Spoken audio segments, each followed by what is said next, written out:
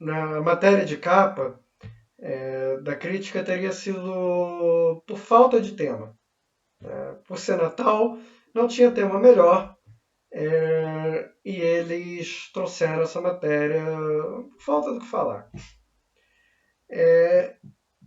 Eu contesto essa afirmação do Rui, né? E não só eu, por exemplo, segunda-feira eu conversei, né, com uma historiadora da imprensa, Marielva Barbosa, da FRJ, e ela concorda. A Carla Carlone, outros nomes também concordam, que essa é uma visão improvável. Por uma razão muito simples. A Crítica era um jornal muito grande. Né? Ele se dizia o maior matutino, não lembro se do Brasil ou do Rio de Janeiro. Mas independente, era um jornal muito grande. Fato. Era um jornal sensacionalista, mas basicamente eles fundam o jornalismo de sensações como a gente entende aqui no Brasil. Pelo menos com um jornal inteiro dedicado a isso, não apenas sessões. E eles eram voltados para duas questões, como eles próprios diziam, política e polícia.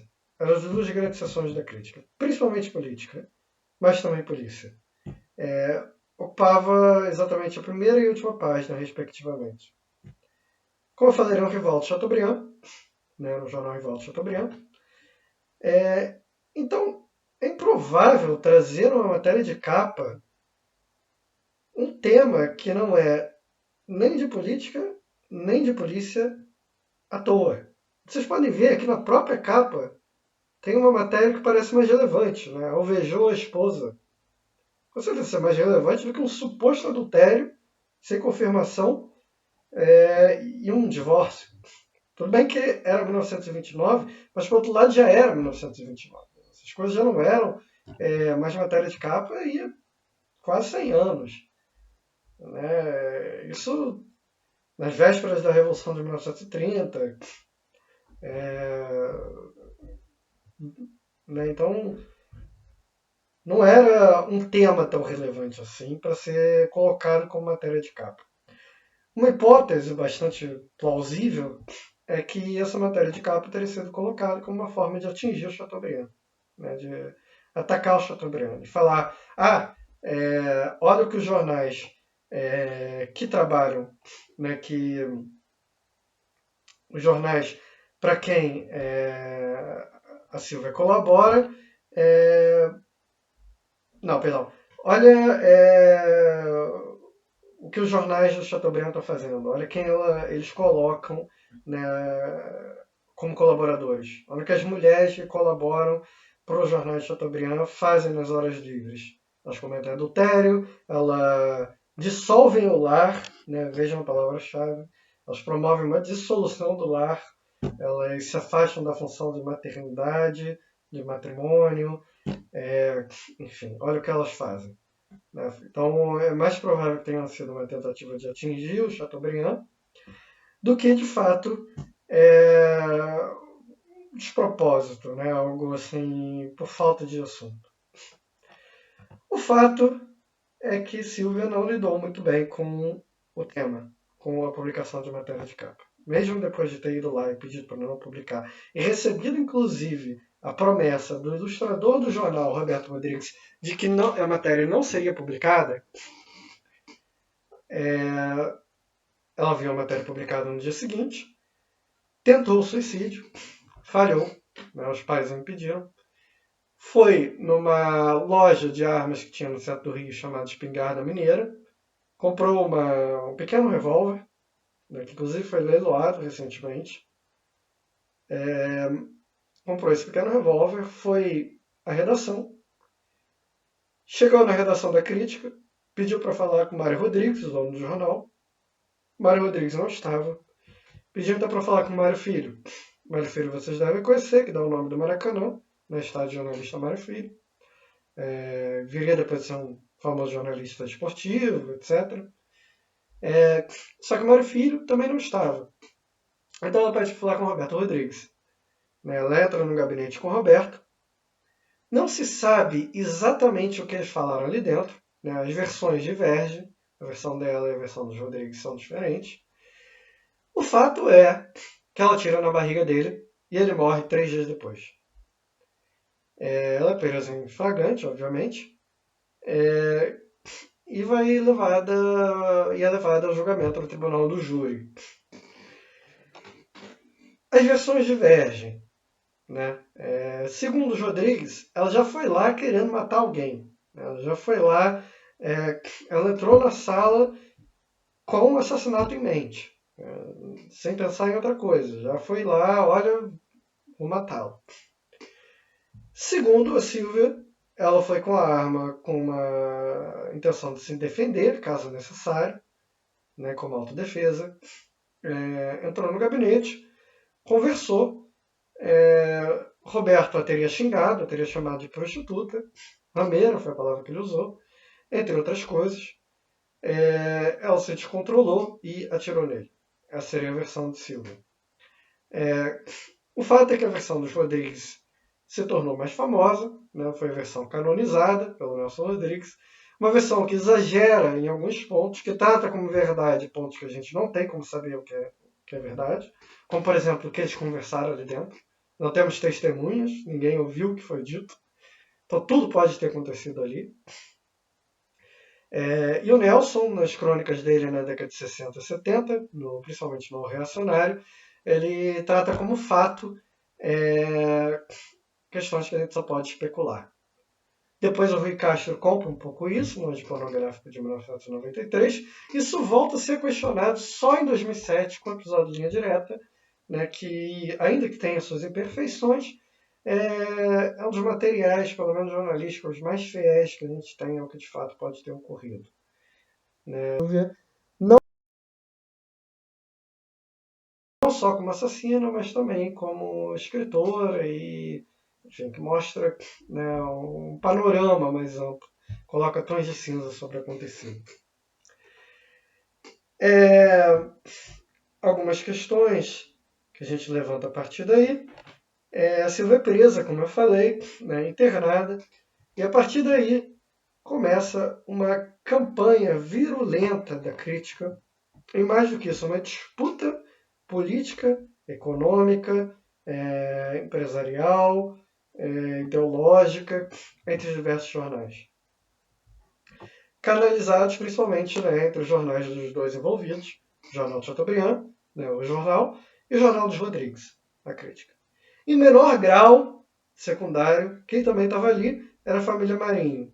A família Marinho, Roberto Marinho, fundador do Globo, mas na época no jornal À Noite, que já não era da família Marinho, né, o Irineu Marinho já tinha perdido o controle do À Noite para o Geraldo Rocha, eu acho, alguma coisa assim. Mas ainda assim eles apoiaram, estiveram juntos. Inclusive, crítica passou a ser rodada por um dia ou dois na redação da Noite. Né? Então, tanto a Noite quanto a família Marinho apoiaram a família Rodrigues durante esse caso. O jornal, né, do Chateaubriand publicou manchetes como "pelo direito de matar" e "justo atentado", né? Ou seja, não havia nos jornais da época, pessoal, qualquer preocupação, né, com o ideal de objetividade jornalística ou de imparcialidade. Isso surge na década de 50 no Brasil, depois do Estado Novo. Antes disso, né, opinião era até desejada. Né? O princípio de objetividade era muito incipiente nos jornais. Então você tinha manchetes como essas: "pelo direito de matar", "justo atentado", e ninguém se importava. Já o Crítica era ainda mais virulento. Colocava manchetes como "meretriz assassina", "cadela das pernas felpudas", "literata do Mangue". O Mangue, para quem não é do Rio de Janeiro, era uma região de prostituição no Rio de Janeiro, onde hoje em dia funciona a prefeitura. Pois piada pronta. Né? E sobre o Chateaubriand chamavam de "vampiro libidinoso". Também chamava Silvia de "mocinha de todos de Petrópolis", porque ela passou a juventude em Petrópolis. O À Noite trazia numa manchete: "o que dizer de uma mulher que abandona sua família para escrever para jornais?". Essa era uma era uma nota que aparecia diariamente no Crítica, né, no jornal dos Rodrigues, todos os dias, do dia seguinte ao assassinato ao dia do fechamento do jornal, que sofreu um empastelamento na Revolução de 30. Mesmo depois do julgamento, a Crítica continuou publicando essa nota diária. Vocês podem ver, Meretriz Assassina, né, já aberta assim, faz hoje X dias, 1 dia, 2 dias, 3 dias, que Silvia Serafim, Estibal, esposa adúltera, mãe infame, cujos vícios inspiraram uma escandalosa ação de divórcio, para a maior liberdade de cadela de rua, feriu de morte Roberto Rodrigues, artista de 23 anos de idade, chefe de família, profundamente honesto, com fulgor de um grande talento e de virtudes inexcedíveis. A meretriz assassina será castigada. Só que a disputa não era só econômica entre os jornais, era uma disputa política também. Como eu falei, Crítica era um jornal com uma vinculação ideológica muito ligada ao conservadorismo ou até ao reacionarismo, se a gente quiser. Nunca escondeu isso. Na verdade, sempre fez isso uma espécie de carro-chefe. Diferente do jornal, como eu falei, não era que o jornal fosse exatamente progressista, mas eles colocavam, né, o Chateaubriand colocava no jornal pessoas de todos os lados do espectro para se baterem. O Crítica não. O Crítica era um jornal conservador e ponto. Então trazia, né, então houve uma disputa política entre conservadores ou reacionários e progressistas e feministas. Né? Os conservadores traziam argumentos como que era um ultraje para a família brasileira, e os progressistas traziam argumentos de que o assassinato foi uma defesa da honra e perda momentânea de sentidos. Só que eis o grande pulo do gato. A Silvia não é condenada. Mesmo tendo sido presa em flagrante, ela termina absolvida. Por perda momentânea de sentidos, principalmente, mas em menor grau por defesa da honra. Uma jurisprudência, essa ideia de defesa da honra, até então ela só servia para absolver homens. Ela foi, até onde me dá de saber, a segunda mulher que foi absolvida, né, por essa jurisprudência. A primeira foi em 1909, foi o caso de uma mulher que foi absolvida após assassinar o pai o pai do seu filho que a havia abandonado. Ela é absolvida, né, o júri opta por sua absolvição por 5 votos a 2, que depois esperaria Nelson Rodrigues, né, a dizer que toda unanimidade é burra. O Nelson, visivelmente, não sabia a definição do que é ser unânime, porque foram 5 votos a 2. Mas, de todo fato, ela termina absolvida pelo tribunal do júri e volta a escrever. Se envolve em mais algumas crises. Em 1933, ela bate um carro, atropela uma pessoa, dá uma guarda-chuvada em uma pessoa num bonde, dá uma chicotada em um vizinho porque teria perdido... Não, porque um cavalo seu invadiu a propriedade do vizinho e o vizinho deu uma chicotada no cavalo, então ela pega o chicote do vizinho e dá uma chicotada nele. Então ela se envolve em mais polêmicas e termina se matando em 1936 numa terceira tentativa de suicídio, na segunda consecutiva. A primeira dessa série eu mostrei para vocês a foto, né, logo antes da aula.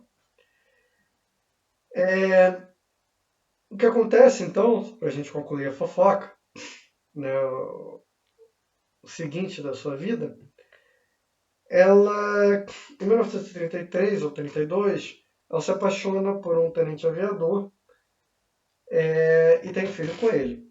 Ela não podia casar porque, como ela era desquitada, ela não podia ter um segundo casamento no Brasil.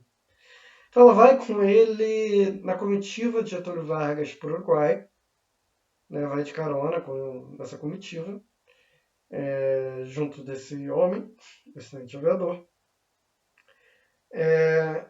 Ele precisa retornar ao Rio de Janeiro, mas diz que vai voltar para o Uruguai para eles se casarem assim que for possível.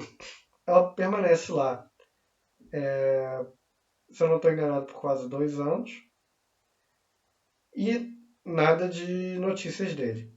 Então ela volta para o Rio de Janeiro, vai atrás dele e recebe a notícia de que ele se casou com uma mulher muito rica e está morando em Curitiba. Então ela vai de novo atrás dele em Curitiba, isso tudo com o filho pequeno, tirar satisfações, ver o que aconteceu. Ele a rejeita, então ela termina tentando se matar uma vez. Não consegue, porque ela até corta os pulsos, mas o seu filho, né, berra, grita e acaba acordando os vizinhos. E depois ela tenta se matar uma segunda vez, e aí sim consegue. Aí sim, ela enfim consegue se matar. Esse é o fim da Silvia Serafim. Na aula que vem a gente vai continuar com esses slides sobre a mulher na literatura, mas agora vamos entrar um pouco, né, voltar um pouco para a questão do sensacionalismo, né, e do que aconteceu com a figura da Silvia.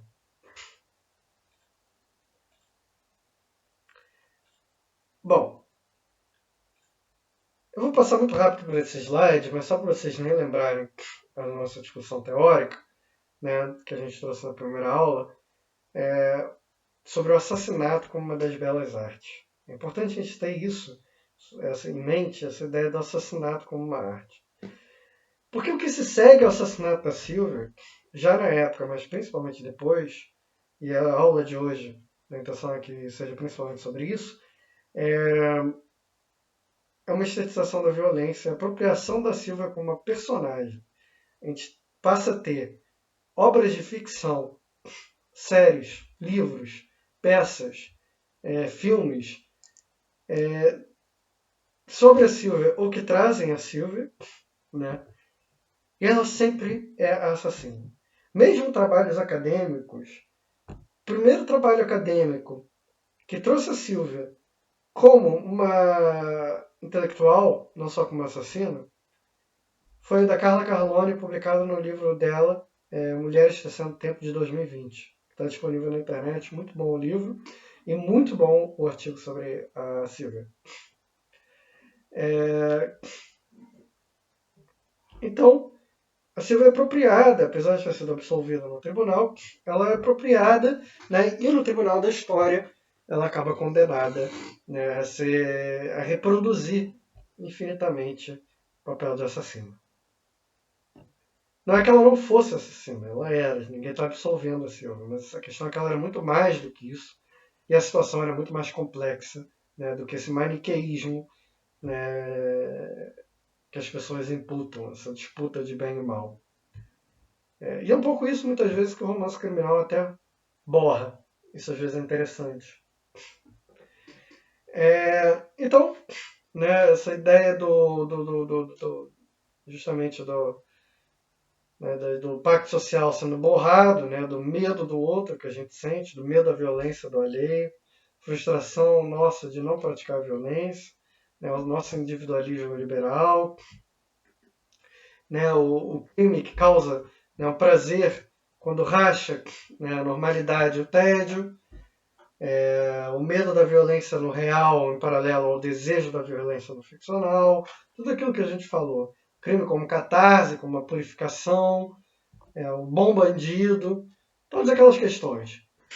Né? A imprensa francesa, por exemplo, do século XVIII, que escondia o crescimento do crime em Paris, mas um século depois a imprensa vendia o crime, né? Então o crime cada vez mais sendo explorado pela imprensa como tema para vender, né? Como comércio. O romance, né, criminal e o jornalismo de sensações se torna popular conforme o crime e a violência se tornam condenáveis, estrutura liberal racionalista, né, a troca da violência real por uma violência ficcional, melhor ler sobre crimes do que praticá-los, enfim, todas aquelas questões que a gente falou E a gente falou muito sobre estética da violência do romance criminal na literatura, principalmente por causa da última aula, né, por causa do livro da Patrícia, mas a verdade é que o jornalismo ele faz a mesma coisa que o romance criminal, né, com uma diferença óbvia. Os crimes do jornalismo, de sensações, aliás, do jornalismo em geral, não de sensações necessariamente, eles não são ficcionais. A violência não é criada, pelo menos a gente espera que não seja. Né? E aí tem uma questão, que até seria legal ouvir de vocês. Inclusive, né, abrindo, se vocês quiserem colocar questões sobre a Silvia, sobre esse resumo que eu trouxe da Silvia. A gente não vai falar muito sobre ela, sobre o que aconteceu, mas eu queria abrir rapidamente para o debate, para ouvir um pouco de vocês. Uma questão que não tem uma resposta certa ou errada. Né? As pessoas, os acadêmicos discutem isso profundamente até hoje. Né? Tem visões, interpretações, mas que é interessante pensar. Né? Então, se alguém quiser propor uma resposta, uma discussão sobre essa questão, né? Se todo jornalismo é uma forma de literatura, e principalmente o jornalismo de sensações, jornalismo sensacionalista, se ele não é uma forma de literatura, e mais do que isso, uma espécie de romance criminal. Né? E também se alguém tiver alguma questão sobre a Silvia, sobre o que a gente falou até agora, né? Alguém gostaria de colocar alguma coisa?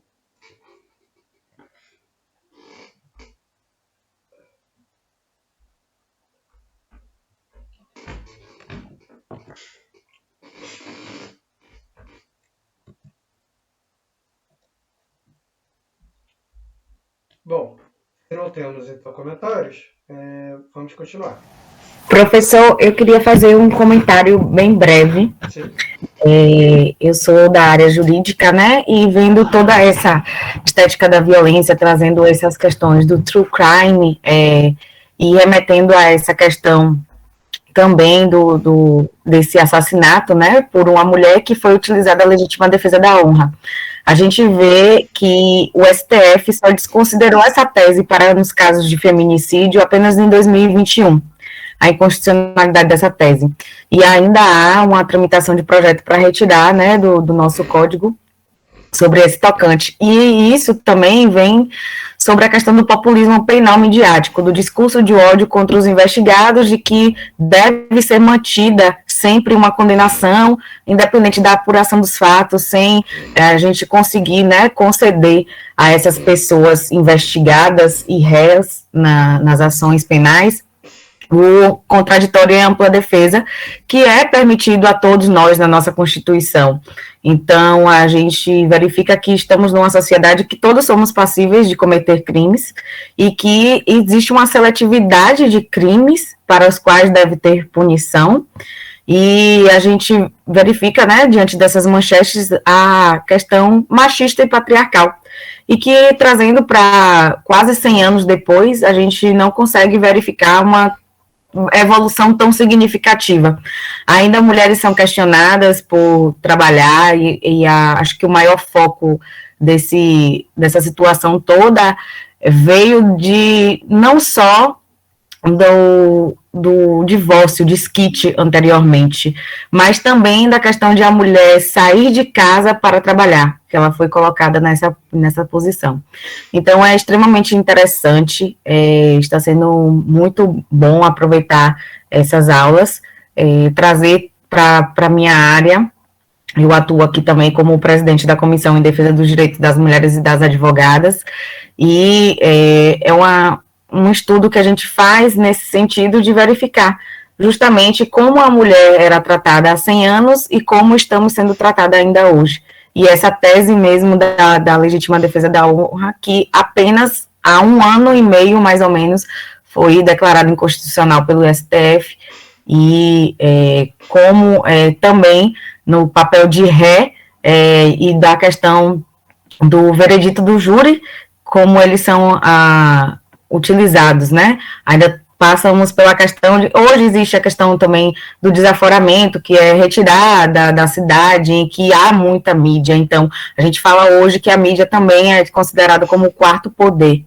Então, seria extremamente importante na aferição dos crimes, em contrapartida que também há um excesso de punitivismo, e a gente vive numa sociedade, uma realidade de que não apenas criar leis e aumentar penas faz com que a violência seja reduzida e que a gente consiga ter uma punição constitucional baseada em todos os nossos direitos fundamentais, tendo em vista nosso sistema prisional carcerário, que não é um dos melhores e mais recomendados.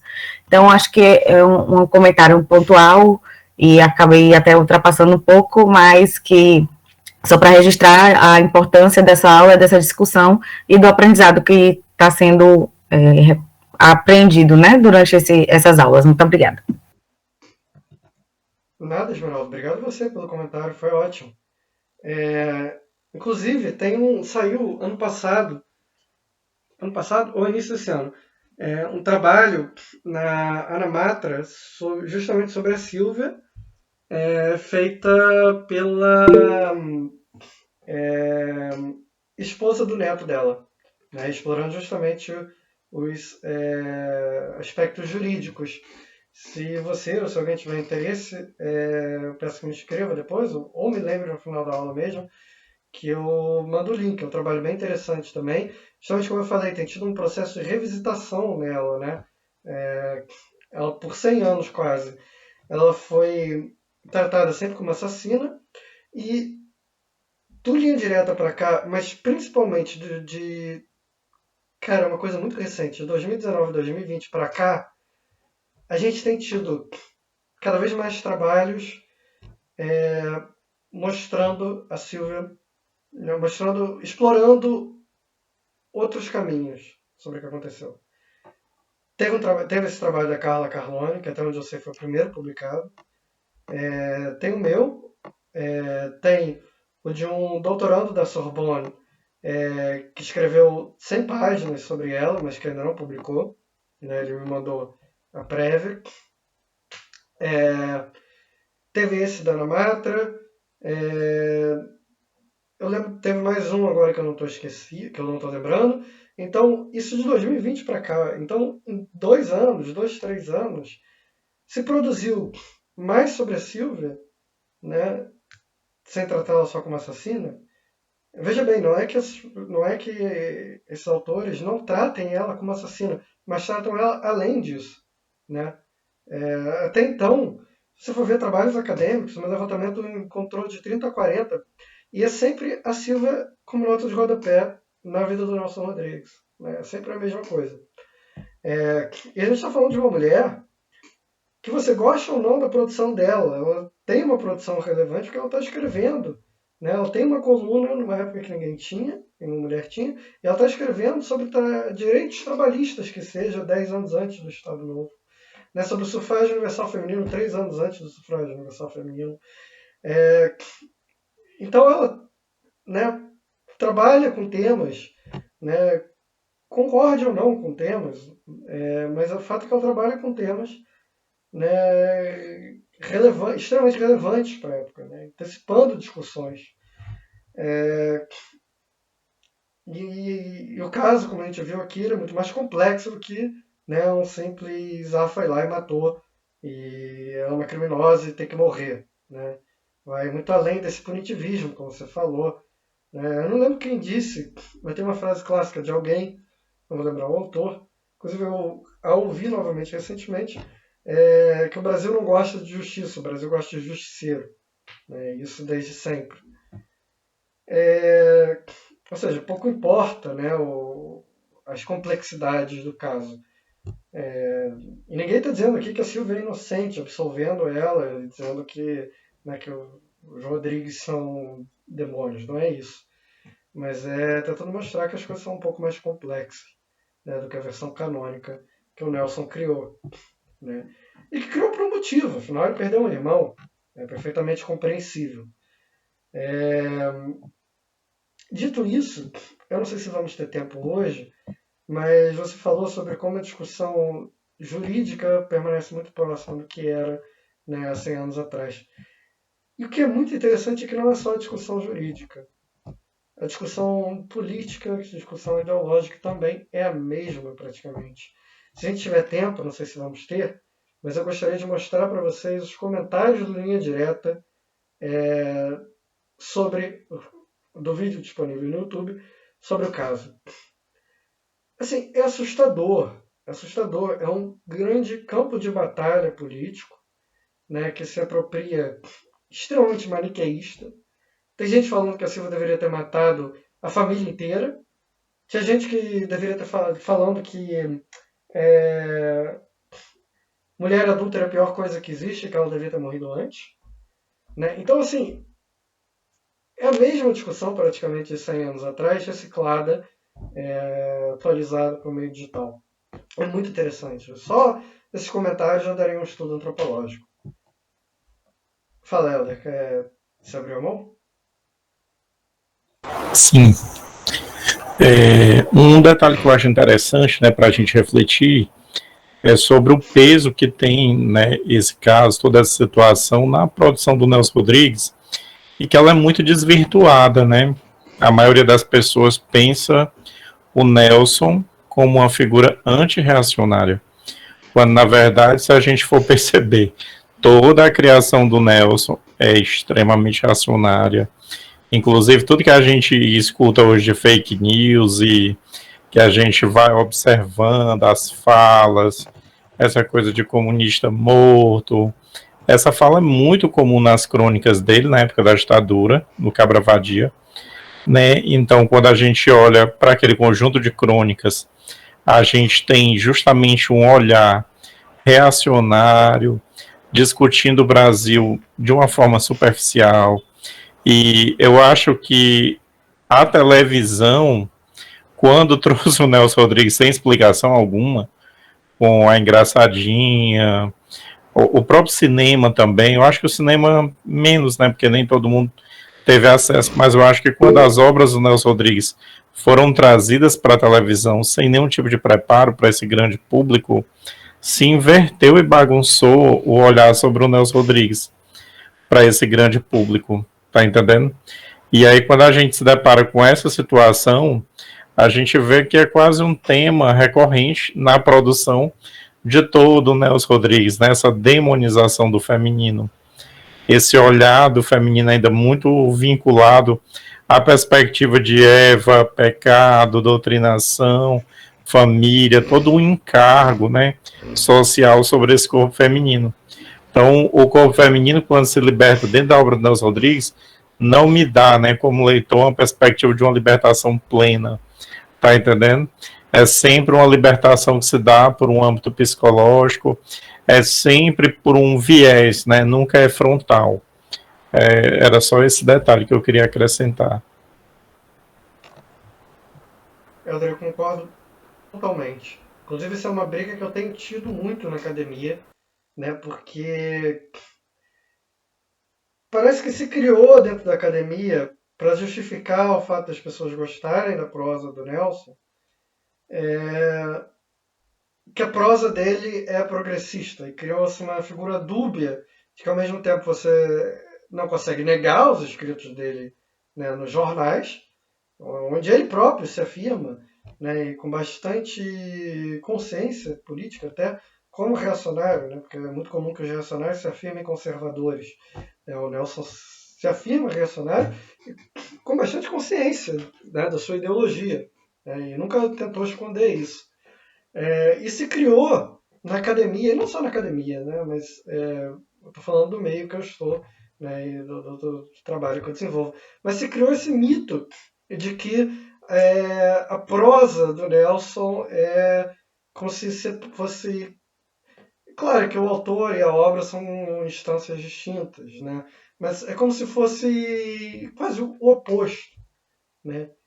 E aí até contradiz, em certo ponto, essa ideia de que autor e obra são distintos, né? Porque é como se a obra do Nelson fosse necessariamente progressista, e eu já vi gente ampliando o malabarismo, chegando ao ponto de afirmar que ele era mal interpretado na vida real, né? E que, que não só seus escritos eram progressistas, como ele próprio era uma figura dúbia. Então, tinha algumas pitadas, era progressista mesmo. Gente falando isso com quase todas as palavras. Professores, que eu não vou citar o nome, mas inclusive gente muito boa, né, que incorre é o que para mim é um erro. Né? Para mim, o Nelson, a prosa do Nelson, a trajetória do Nelson, a família do Nelson, até o Nelson rompe com isso, mas até o Nelson, a família do Nelson era reacionária. Mário Rodrigues sempre foi, se não reacionário, pelo menos conservador. Né? Inclusive sempre esteve na situação. Foi financiado pelo vice-presidente, acho que era o Júlio Lopes na época, alguma coisa assim. Foi financiado, enfim. Ele sempre foi abertamente conservador. Mesma coisa Mário Filho. Né? Idem Roberto Rodrigues. Enfim, não era. De progressistas não tinham nada. Né?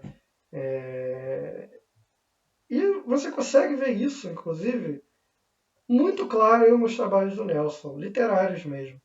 Viúva, porém honesta, por exemplo, não sei quem conhece essa peça, é uma peça sensacional, para mim é o melhor trabalho do Nelson, é engraçadíssima e é profundamente reaça. Uma das coisas mais reacionárias que eu já li em toda a minha vida.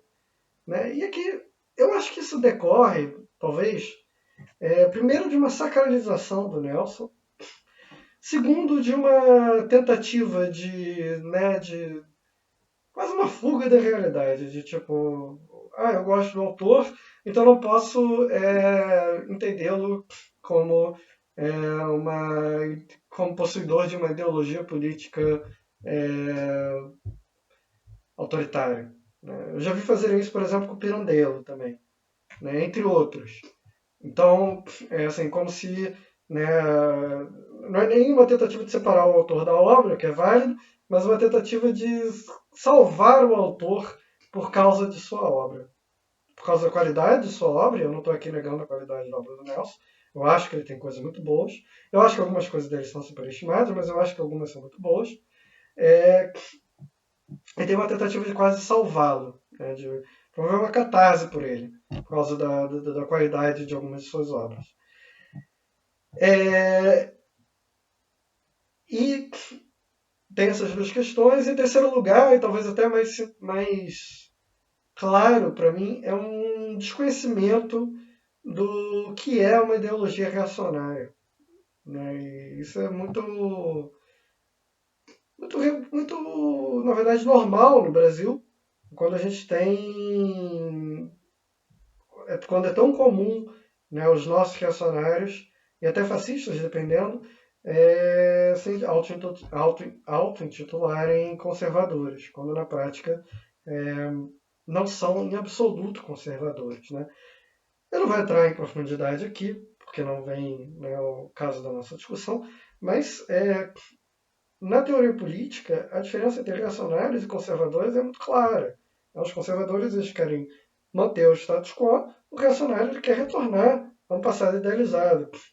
E o que é muito típico do reacionário é uma imagem de que o ambiente, principalmente o ambiente político, mas também social, cultural, é degenerado. Né? Então, há uma degeneração em curso. Né? Tudo está corrompido, tudo está destruído, destroçado, os valores do passado, ninguém respeita os valores do passado. Né? Na minha época era melhor, na minha época as pessoas ouviam rock, não ouviam funk. Né? E no Viúva Porém Honesto, por exemplo, isso é muito claro. Né? Talvez por ser uma farsa, talvez o gênero da farsa favoreça esse estilo, essa ideologia, não sei. Mas o fato é que no Viúva Porém Honesta, o Nelson ele não deixa pedra sobre pedra, ele demole todo mundo, e demole muito bem. Isso seja feito pelo trabalho dele, ele faz isso muito bem. Então ele ataca o psiquiatra, ele ataca críticos, ele ataca jornalistas, ele ataca... E ele promove justamente essa ideia de que os valores estão abandonados. Né?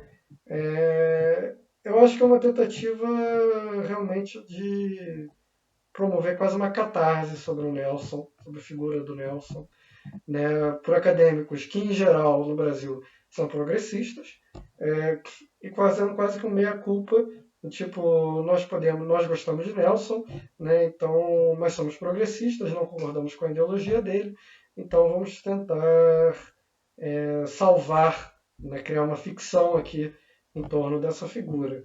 Né. Não sei se você concorda comigo, se você quiser colocar outra questão. Outro comentário.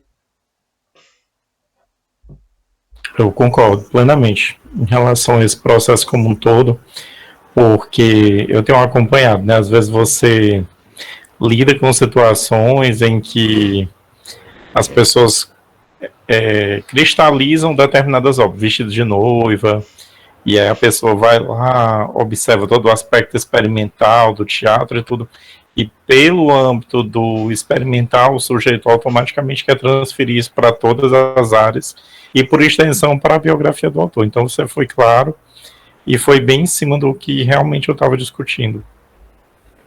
E é muito legal. Eu queria só que tu repetisse depois o título do livro dessa professora. Vou digitar aqui no chat. Certo. Eu estava até em contato com ela acabou de me escrever. Tem que falar com ela. Ela é professora de História da UF. Que eu vou indicar para os meus alunos, achei interessante. Inclusive o teu.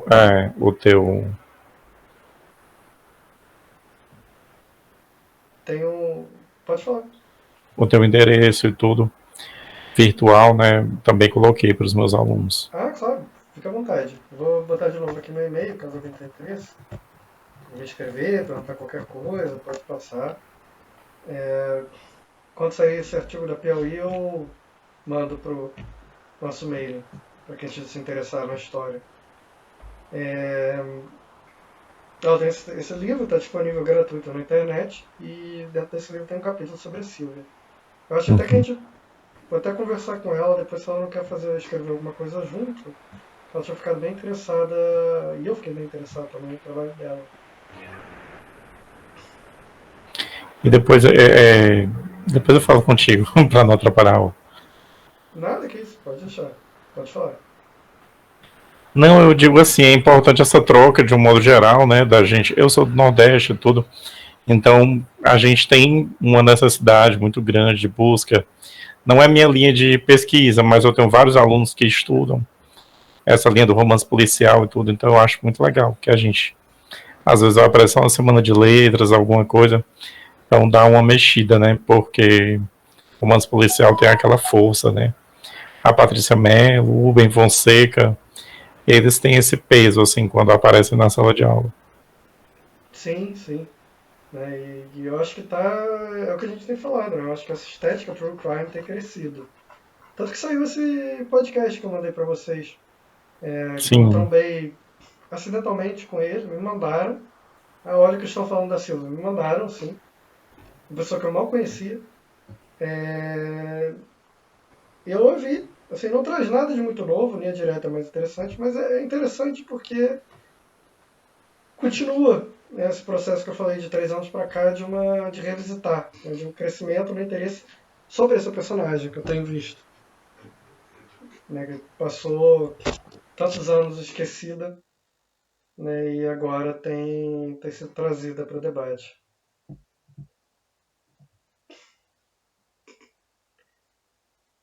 Laís, você quer falar alguma coisa? Boa noite.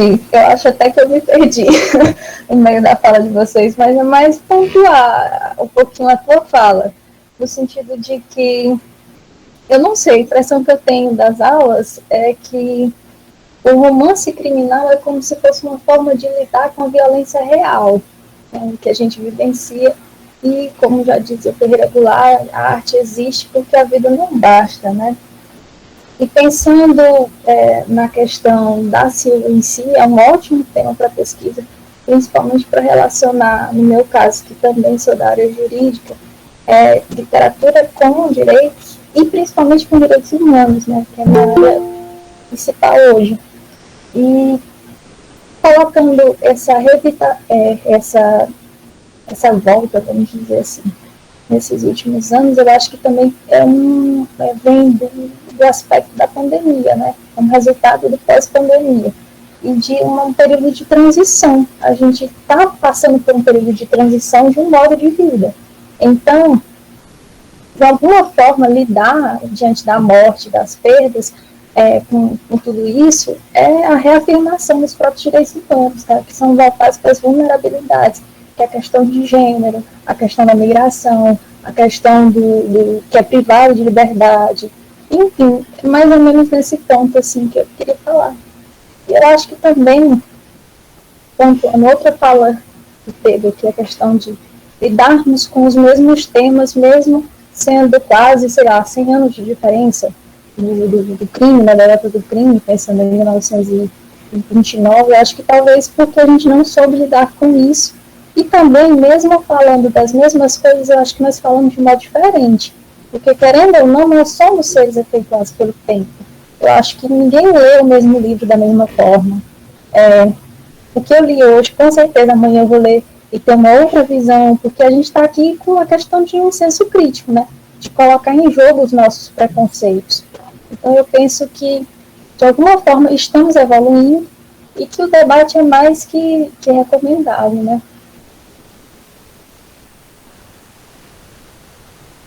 Eu concordo. Eu acho que faz todo sentido sua colocação.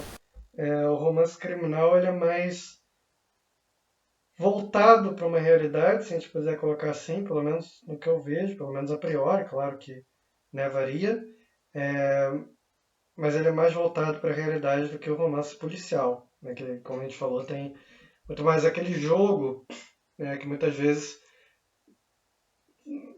não tem tanta preocupação, né, em mimetizar os aspectos criminais da realidade, de se aproximar minimamente. Inclusive, eu acho que num dos textos que você remeteu, fala também a questão até de reafirmação de direitos, no sentido de que, por exemplo, um romance criminal ou policial é muito comum nos Estados Unidos, e que lá eles têm um modo de jurisdição totalmente diferente do nosso. De certo ponto, sim, eu acho que serve para educar, ao mesmo tempo que não, porque eu acho que eles também espetacularizam muito as coisas, eu acho que também é voltado muito para se questionar uma justiça de uma decisão que já foi posta, que tem uma leitura totalmente diferente, vamos dizer assim. Sim. Sim, concordo. Eu acho que é o Mando, inclusive, que ele sugere, ele vai até além, na verdade, ele sugere, até pela ligação, né, do surgimento desses gêneros com o positivismo, que o romance policial teria algo de conservador e o criminal teria algo de ruptura. Eu não sei se faz sentido pensar nisso, não sei se eu concordo com ele, mas eu acho interessante essa ideia que o Mandel traz, né, de que as coisas são, enfim, de que o gênero está ali ligado, né, quase a uma ideologia. Enfim, acho que é isso. Você quer falar mais? Não, o suficiente. Beleza. Pessoal, alguém quer colocar mais alguma coisa?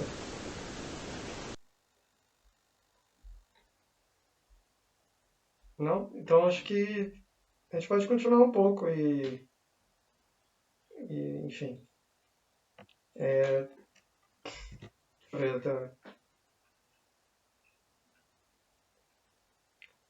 Quero chegar a ver se eu chego pelo menos até esse slide do Jorge Amado hoje. Vocês vão ver por que o Jorge Amado está aí. Voltando, pessoal, né, para o jornalismo de sensações, ele trabalha, né, com o exagero, com a hipérbole, com um processo de ficcionalização dos fatos. Né, o seu jogo ele consiste em exagerar a literatura, de modo que ele aplica no leitor o interesse sobre o ordinário de forma excepcional. Ou seja, ele transforma o ordinário em exceção.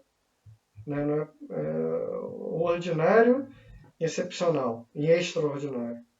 esse é o jogo do sensacionalismo. Né? Trabalhar o banal, o comum, o cotidiano e transformá-lo em algo incrível. A Marialva Barbosa, a professora que eu falei da FRJ, ela identifica o sensacionalismo como um movimento herdeiro de movimentos antecessores, principalmente literários, por exemplo, pornografia, melodrama, folhetim, a literatura fantástica, do horror e o romance policial. E mais uma vez, não é por coincidência que o gênero teatral do Nelson Rodrigues seja o melodrama. Não é coincidência. O melodrama tem muito de sensacionalismo, né? Assim como tem muito de folhetim, de fantástico, de horror e do romance policial, como a gente falou, e alguma coisa de pornografia também, de erotismo. Pornografia e erotismo são coisas diferentes. Eu não vou entrar nessa área aqui, que é uma aula inteira. A minha orientadora da USP é especialista nesse campo, né? E eu nem me sentiria confortável de entrar muito nisso, porque provavelmente acabaria falando alguma besteira. Mas são coisas diferentes. Mas o sensacionalismo, né, seria uma espécie de herdeiro, né, desses gêneros que vieram antes. O que a gente falou, tanto o romance criminal quanto o sensacionalismo, eles se baseiam no crescimento das massas urbanas. Mas, afinal, o que é? Uma definição. Quais são as características? Marialva Barbosa diz: jornalismo de sensações se caracteriza pelo apelo, pela tentativa de mobilizar paixões, de se pautar pelos sentimentos, de aproximar o leitor da história. O mecanismo narrativo, em outras palavras, de tornar o distante próximo, por meio de uma estética do exagero, pautado nas emoções, como eu falei, em tornar o ordinário extraordinário. Então, pessoal, por exemplo, o que quero dizer com um distante próximo? Vamos pensar. Houve um assassinato ontem no Amapá. Né? Eu moro no Rio de Janeiro, com alguma frequência eu vou para São Paulo, com raridade eu viajo para outros lugares. Então o meu universo está muito baseado em Rio de Janeiro e São Paulo, com 1 ou 2 vezes por ano para algum outro lugar. O Amapá é muito distante de mim. Eu não conheço o Amapá, eu nunca fui no Amapá, eu não conheço nenhum amapaense. Mas, então, se o jornal trouxer, né, uma manchete assim, assassinato no Amapá, sei lá, deputado estadual morto no Amapá. Quem vai se interessar por isso? Quem se interessa, em geral, quem se interessa por política. Como eu me interesso por política, eu vou me interessar por isso. Né? O jornal, por exemplo, o Globo, traria uma matéria assim, talvez. Um jornal como Meia Hora, do Rio de Janeiro, não sei se vocês conhecem, é um jornal engraçadíssimo, já transformaria essa manchete em algo como, não sei, político cansado de roubar o povo foi roubar Satã. O Meia Hora traz matérias assim, com manchetes assim. Você vê a diferença na cobertura, né? Quase qualquer pessoa que leia essa segunda manchete, isso desperta interesse nela. Né? Independente, né, de onde ela estiver, ela vai ficar curiosa. O que é isso? Né? Tem um exagero ali, né? Uma estética baseada nesse exagero. Né? E aproxima o que está distante da gente. Então, é quase como, né, se a gente se visse ali. Né? Quando a gente se aproxima. Como o próprio nome diz, gente, jornalismo de sensações se baseia, obviamente todo jornalismo em alguma medida faz isso, mas se baseia nas sensações, né? Nas emoções, principalmente. A gente sente raiva, nojo, medo, né? Ele se vende nessas sensações. Esse é o grande mote do jornalismo de sensações. O crítica, como eu falei, né, Só para a gente recapitular um pouquinho, né, foi fundado em 1928 e foi fechado em 1930. Né, foi destruído na Revolução de 30, durou mais ou menos 600 edições, pouco menos de 2 anos. Se auto-intitulava o matutino de maior circulação do Brasil, que a gente não sabe se é verdade, mas nem vem ao caso, porque era muito comum que os jornais exagerassem. Né? Todo jornal trazia uma afirmação desse tipo. É tipo aquelas propagandas de pasta de dente, 9 em cada 10 dentistas recomendam essa pasta de dente. Né? Então 9 em cada 10 dentistas recomendam todas as pastas de dente que existem. Porque todo jornal se dizia o maior circulação. Mas o fato é que era um jornal muito grande. Tinha 130 mil jornais em circulação por dia. Foi financiada pelo vice-presidente Melo Viana. Desculpa. E por governistas ligados a Júlio Prestes, contra Vargas e a Aliança Liberal. Né? Era, como eu falei, jornal conservador. Desculpa. Um jornal de polícia e política, como ele se afirmava.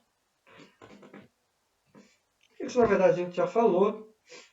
Né? Isso aqui não tem nada de novo, já estava nos outros slides. Aqui algumas matérias de capa, vocês podem ver, dos jornais da época. Essa é a matéria de uma matéria da Crítica, né? Um ultraje à família brasileira. E percebam, pessoal, nessas matérias que eu vou trazer aqui, como o assassinato ele aparece sempre depois de palavras-chave como mãe, família, paternidade. Né? Então, o destaque é um ultraje à família brasileira. Né? Depois vem assassino. É quase como se o crime do assassinato fosse menor, fosse secundário, frente ao crime de ser jornalista e literata. Aqui um outro, o Crítica traz a matéria de capa da Noite. Como classificar uma mãe que desmancha celular para escrever contos nos jornais? Ousará Silvia Tibal fazer essa singela pergunta para as mães cariocas? Como a Noite analisa o frio crime de Silvia Serafim? Veja, crime só aparece depois de mãe, lar, mãe de novo. Aqui depois, a instituição da família é a base do Estado. E esse é um argumento tipicamente conservador. A instituição da família como está em Edmund Burke, que é o pai do pensamento conservador moderno, com essas palavras praticamente. Cujos códigos punem o assassínio. Então, assassínio depois de Estado, família, crime, enfim. Vem como as palavras-chave elas aparecem quase como secundárias, às vezes em letras miúdas. Senhora Silvia Serafim mostrou que não tem capacidade de viver uma situação normal de família, quebrou as leis que mandam respeitar a vida humana como bem sagrado. Aqui uma montagem de Mário Filho, né, ele que dá o nome do Maracanã. Recortou uma foto da Silvia, que tinha nada a ver com o assunto, essa foto, e colou ao lado do caixão do Mário Rodrigues, escrito embaixo, assassino que ri. Isso eu esqueci de contar o resto da história, né, esse complemento importante. O Mário Rodrigues, né, o dono do jornal, o pai, o patriarca, o pai do Nelson, ele morre 2 meses depois de trombose cerebral causada pela morte do Roberto Rodrigues. A depressão causada pela morte do Roberto acaba por levar a uma trombose cerebral que também o mata. Então, e aí eles passam a culpar a Silvia por uma morte dupla. Posteriormente, em 1937, morre mais um irmão do Nelson por tuberculose. A Silvia já estava até morta, mas eles passam a culpar a Silvia também por essa morte. Então é como se a Silvia fosse a culpada, conseguisse matar até do além. O Rui Castro escreve isso com essas palavras. Era como se mesmo morta, Silvia ainda tivesse em mãos o destino de Joffre e não quisesse poupá-lo. Então ela é quase uma bruxa, ela consegue matar morta, ela psicografa um assassinato, praticamente. Não sei como ela faz isso. Mas enfim, vocês veem, assassina que ri, então imputa a ela uma frieza inexistente. Muito parecido com o que vocês viram, com o que a gente viu na última aula sobre o livro da Patrícia, o Gog Magog. Como quem lembra, como né, o chaveiro imputa ao protagonista uma frieza que não existe também. Né? E aqui para a gente encerrar, pessoal, ainda tinha muita coisa para falar, mas eu acho que vale a pena talvez se guardar para a próxima aula. Mas para a gente encerrar, uma coisa muito interessante que eu descobri recentemente e que ainda não foi tratado em nenhum lugar, nem por esses trabalhos que eu falei, que é um jovem Jorge Amado, então com 17 anos, recém-mudado para o Rio de Janeiro, ainda sem ter contato, ou começando a ter contato com o marxismo, saindo em defesa da família Rodrigues, com argumentos profundamente conservadores. É que eu recortei alguns dos argumentos que aparecem no artigo dele. Ele escrevia para um jornal chamado Etc., da Bahia. A coluna dele se chamava Coisas do Rio de Janeiro. E aí ele escreve com essas palavras, isso tudo retirado do texto, e eu cito: Silvia Serafim é uma mulher profundamente medíocre, destas a quem a literatura seduz e que, para ter nome, são capazes de tudo. Mãe de filho ainda crianças, e abandoná-los e abandonar o marido para dedicar-se inteiramente à imprensa. Que país infeliz o Brasil! Recebia diretamente visitas e mais visitas de histéricas moças feias, ávidas de ler seu nome nas gazetas. Foi interessante. Todas as mocinhas suburbanas e quarentonas, que já haviam perdido todas as esperanças de casamento, doentes de histerismo, escreveram o assassino de um honrado pai de família que deixou na orfandade 2 filhinhos, hipotecando-lhe sua solidariedade. Quanta gente ia precisar de hospício ou de reticências? Homem. É até difícil de acreditar, mas isso é de fato o Jorge Amado. Ele mesmo. As pessoas mudam. Tinha 17 anos, mas, enfim. E aqui, uma coisa que eu pensei, eu vou começar a próxima aula mostrando para vocês com mais profundidade. A próxima aula, então, a gente divide, vamos trabalhar principalmente com a literatura da Silvia, mas também uma literatura sobre a Silvia. E aí vamos abrir um pouco com um pedaço do Linha Direta. E eu queria mostrar para vocês na próxima aula também fragmentos da discussão do YouTube sobre o caso da Silvia 100 anos depois. Aqui vocês podem ver um fragmento. O usuário diz: era tão mentalmente equilibrado que se matou. E ainda fica o netinho: ai, vovó era isso, vovó era aquilo. Sua avó era histriônica, homicida meu chapa. A outra usuária diz: e difamada também, devia ter assassinado a família Rodrigues inteira para prender. Aí outro diz: a família Rodrigues está imortalizada na história brasileira, seja no jornalismo, no futebol, no teatro, na cultura.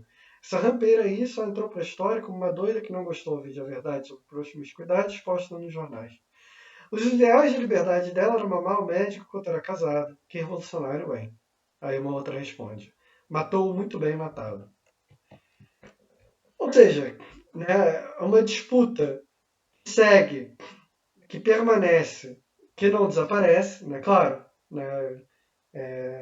se atualiza para novos meios, como a gente falou aqui, como a Laís falou, mas é uma disputa que permanece, uma disputa política que permanece, como esse crime ele é apropriado, isso torna um método, um palco para uma disputa política muito maior do que o crime em si. O crime passa a ser secundário frente a uma competição, uma competição política mesmo.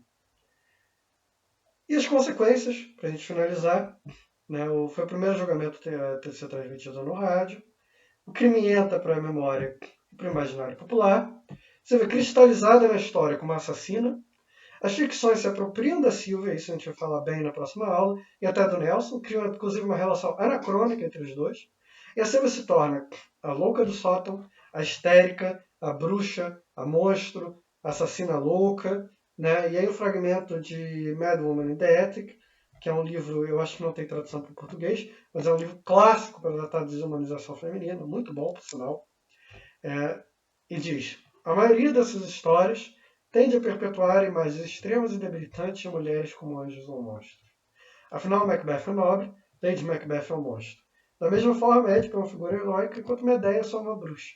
Ela cura de Líria é gloriosa, a de Ofélia é só patética. Então, sobre a Silvia acontece parecido. Ela é desumanizada, obviamente, né, pelos grupos ligados a Nelson, grupos ligados ao conservadorismo político, mas em alguma medida muito menor também pelos grupos progressistas, que apagam a produção dela, né, e, de um lado, a demonizam com muito mais força, mas, por outro, também não fazem qualquer esforço, né, de resgatar, mesmo os que a defendem, de resgatar o seu trabalho e, né, só, em alguma medida, deixam de defendê-la depois de um tempo, né, e passam eles próprios a atacarem ela também, comprando a versão do Nelson, né, e aí vai um pouco o que o Helder falou, né, desse malabarismo de tratar o Nelson como um progressista que ele nunca foi e nunca tentou ser, inclusive profundamente anticomunista, sempre foi. Né, e depois de um tempo, então, mesmo progressistas passaram a comprar essa versão do Nelson, né, e a demonizar a Silvia unilateralmente. Né. Num resgate que começou mais recentemente, a gente pode pensar em diversos motivos, como a Laís falou, talvez por causa da pandemia, de lidar com a perda. Eu acho que isso faz sentido, pode ser. Eu acho que também por causa, né, desse crescimento da estética da violência, que também pode estar relacionado a essa questão, talvez relacionado com a própria pandemia. Eu acho que uma tentativa também de dar voz para mulheres distantes da história, para mulheres marginalizadas no cânone, processo que vem em curso já há algum tempo, em que eu acho que a Silvia talvez seja um dos exemplos mais recentes, mas está longe de ser o único, e o último também, está longe de ser. Carolina Maria de Jesus, por exemplo clássico.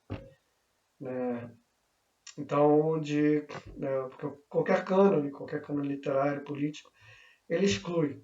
Né? Ele é baseado, óbvio, em qualidade, mas também em relações de poder. Relações de poder excluem. Né? Então, quando você coloca uma obra no cânone, inevitavelmente você exclui outra. E semana que vem a gente vai discutir alguns dos trabalhos da Silvia. Né? Semana que vem não, perdão, quinta-feira. Né? E pensar por nós mesmos se faz sentido ou não incluir esses trabalhos no cânone. Se a Silvia tem relevância jornalística, literária, ou se não vem ao caso. Independente disso, né, é importante levantar esses trabalhos até para formar uma fortuna crítica mesmo. Nem que seja para dizer, não, o trabalho da Silvia é ruim. Porque hoje em dia a gente não tem nem isso. A gente não tem nem alguém que diga não, o trabalho dela é ruim. O Rui Castro coloca um parágrafo no Índio Pornográfico só, dizendo que é ruim, não diz o porquê é ruim. Depois aquele crítico literário, Wilson Martins, viria a público, inclusive criticar o Rui Castro por causa disso. Né? Dizer que você não pode dizer que algo é ruim sem explicar o porquê. Enfim, e pelo que eu já li da Silvia, eu acho a produção jornalística dela muito relevante, muito rica. A produção literária, não necessariamente. Uma coisa ou outra é melhor, mas não tem a mesma qualidade da produção jornalística e política. Mas isso a gente traz na próxima aula e aí vocês formam suas próprias conclusões. Hoje é só, pessoal. Vocês querem colocar alguma questão antes de a gente encerrar? Algum comentário, alguma questão?